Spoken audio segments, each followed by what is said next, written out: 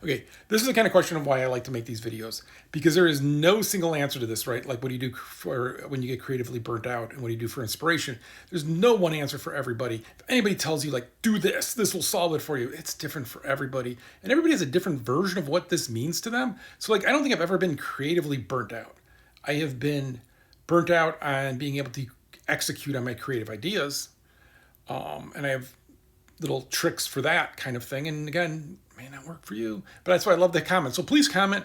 Also reply with videos. I like when people make videos, especially like when people who don't normally make videos, and we get to hear their voice and get to hear how they think about things and talk through it. Because I find it's the most helpful thing is just, it's not the answer always. It's how you talk through it and approach it, right? And sometimes you don't know what it is. And to this day, there's times I don't know what it is. Like when I graduated college, so I was really busy in college. I worked full time to pay for college, and then I also ran the student play festival. I had a play in it. I graduated with honors. Like I was just going full blast. I used to walk around wearing a robe and a box of cereal, and people just stick their hands in my cereal and eat it. And I was like, yeah, that's cool, whatever. I don't know, that probably wasn't healthy, but I then toured with a friend's band for the beginning of the summer, and then moved in with a friend. Went to go get a job.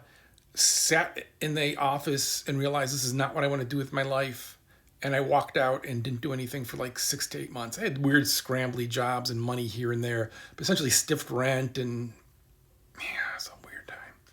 Then one day just woke up and said, hey, this job over here is hiring. And I went to go and I painted houses. I don't know how to paint houses. Became a supervisor of a painting company. I have no idea what I was doing, but I did know how to talk to people.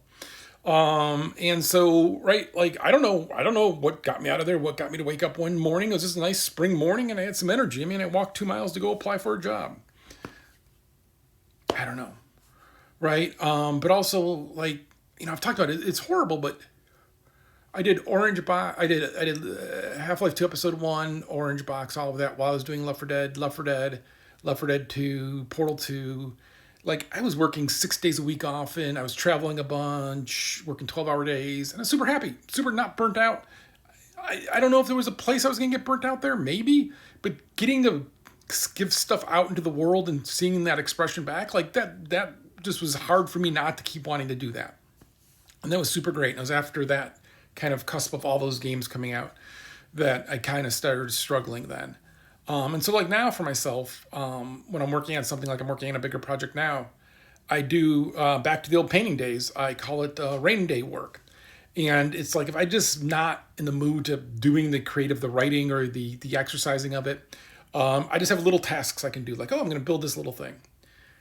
And I just go do that. But then like, so talk about this on why my face is splotchy again, is Friday night, I did this cool little thing. I did this little, the stupidest lock you could ever put on a door. It was a keypad lock, but you could hack the keypad lock. Because I thought it'd be fun to have it where you don't always, like, you always have to go find the 4-digit code somewhere in the level. What if you could just also get lucky? And just totally like have a different way of handling it. And it's a dumb thing, but it was cool and it worked. And I was like super happy. Came back to it Sunday before dinner and we were going to watch a movie, and like I had like an hour and it wasn't working. And it wasn't even loading in the level. And the texture wasn't even right on it. Like something didn't happen, like it didn't get saved right or something. I don't know. And I just sunk.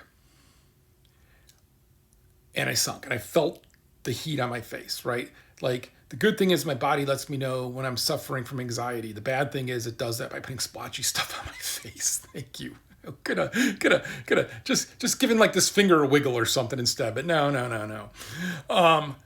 And so I try to do what I normally do under those conditions is I say out loud, hey, this took you 3 hours to do. At worst, it's going to take you 3 hours to do it again. You know what you're doing. It worked. It looks like it could never have worked when I'm looking at it now. So I don't know, Friday night, did I change something and didn't save it at the last minute? Maybe. I don't know. It's not normally me, but okay. Something happened. I'm not gonna dwell on how this happened or if I'm good enough to do this or whatever. I know how to do this. I'm just gonna do this, right? And I just talk my way through it, and it still didn't help. Because then on Monday morning, it's like I've given my body an okay to react now. And so Monday morning, I'm doing nothing. I'm literally just playing a game, and I can feel tension coming up, and I'm not breathing right because I given my body the okay to do that again, and I don't know why. Because that was clearing up, my face was clearing up, it was all getting good. And brains and bodies are weird like that, right? And so that's all tied with this, right? And so, like, I can go back here historically how things have worked. On the Left 4 Dead series, I would just play the game.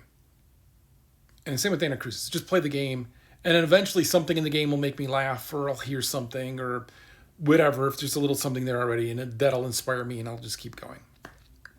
For Portal 2, when I started Portal 2 writing of the co-op, I didn't want to do it, and my cat, Mazzy, had just gotten diagnosed with cancer, and I was in a foul mood, and I was not wanting to do anything, just wanted to kind of hang out with my cat. And Jay and Eric sat in a room and made me laugh for 4 hours. Jay just threw himself under the bus, and yeah, got me in a good mood. I could go back. So sometimes it's stuff like that. Sometimes it's going for a walk.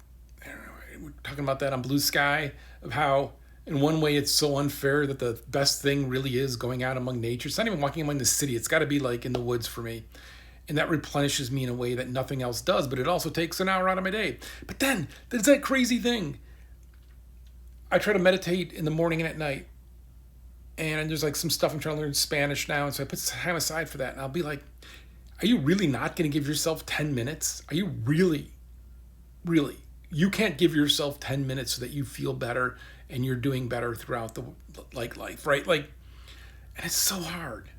It's still so hard sometimes. And I'm a person who like tries to reflect and think and be deliberate. No, it seemed like a wild card. And it's still so hard. So I don't know. Sometimes it's just thinking about the problem and like really thinking about the problem. Like I've noticed meditation isn't about pushing ideas away, but instead of looking at the problem and going, this is okay. It's all right. And that helps sometimes for me. Sometimes it is just doing little other work. Sometimes it's just hanging out playing the game. Sometimes it's watching movies. Sometimes, it's why I read so much still. I try to read something fiction and nonfiction all the time. Right now I'm stuck in nonfiction land. I need fiction because I just need that thing that gets me wanting to read more. But like I do all those because always something in there will spout something on me. Like I'm working on this thing now and I'm watching this really, really, really good movie. Hang on, I gotta get the name of it because I forget. Edelheid? It's this movie from the same guy who made White Dove, which is an amazing movie. It's a Czechoslovakian movie. And they just had this really simple thing in there of the one woman who was ex-German, post-World War II. She has an armband, she rips it off, then she puts it back on, and kind of the meaning of that.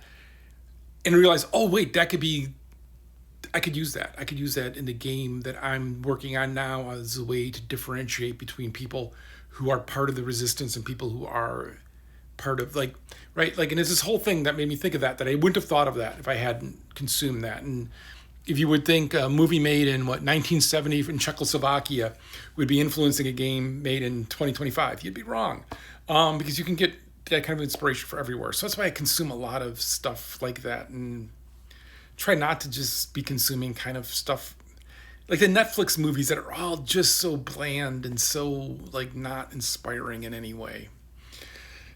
Sorry if you're making a Netflix movie. Am I sorry? Oh, but I forgot to ask. So I'm curious, have people suffered creative burnout where they can't, is that meaning you can't think of new things? Or is that just meaning you can't execute on things? And then what are some of your tricks for kind of overcoming it? Because there are tricks, they're mental tricks. We're all able to, if we're having a good day, sit down, do work. Like I love at the part of a project that is just work. Like you want me just to do work? I'm your guy.